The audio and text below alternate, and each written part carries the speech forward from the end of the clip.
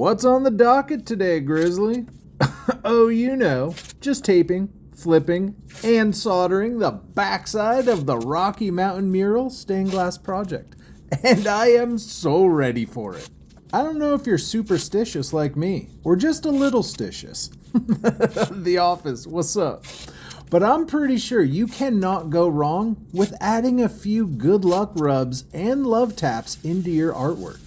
We're all the same at the molecular level, so there's gotta be something to energy transference between the artist and the art we create. I don't know about y'all, but this project definitely has some gaps to fill. So let's talk about it. One beautiful aspect to creating stained glass is how many parts of the process that have no right or wrong ways of doing it. You can pre-fill gaps like I'm doing, or just work one line at a time till each line is perfect. You can treat gaps like landfills and fill it in with whatever copper you have lying around. But if you do that, make sure your solder lines don't look like you're smuggling Han Solo frozen in carbonite. That was a Star Wars reference, but I'm sure you knew that. I myself do not do the landfill method, only because I don't care to sit on scrap copper for such an occasion. I am completely okay just using the extra 10 cents worth of solder. But to each their own. Again, no right or wrong ways of doing this. I am genuinely curious though. What's the weirdest thing you've landfilled into your solder lines? I would love to hear about it in the comments.